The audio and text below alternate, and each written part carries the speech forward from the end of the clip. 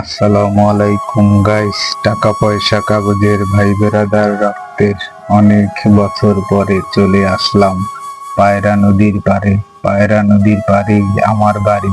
আমি যখনই গ্রামের বাড়িতে আসি নদীতেই গোসল করার চেষ্টা করি, কারণ শহরে মগ ভর্তি পানিতে গোসলের তৃপ্তি মেটে না।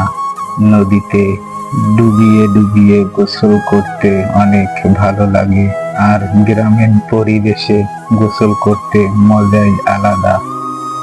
আর আমাদের এই নদীর একটি বিশেষত্ব আছে, এখনো চরে যদি আপনি হাত বোলান তাহলে দগরি মাছ হতে আরো অনেক মাছ পাওয়া যায়।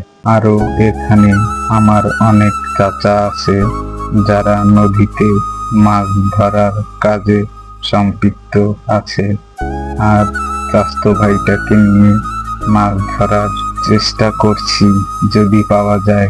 বলতে বলতে মাছ আর পেলাম না, একটা কাঁকড়া পেয়েছি, তাই হাতে নিয়ে দেখাচ্ছি চাচাতো ভাইটাকে। আর নদীর ওই পার থেকে এক চাচা ডাক দিয়ে বলল, কেমন আছো? অনেকদিন পরে ঢাকা থেকে এসেছি তো, তাই চাচাকে জানালাম ভালো আছি। চাচা তার গরুকেও গোসল করাতে নিয়ে আসছে। এই আমাদের নদীর পাড়ের জীবন।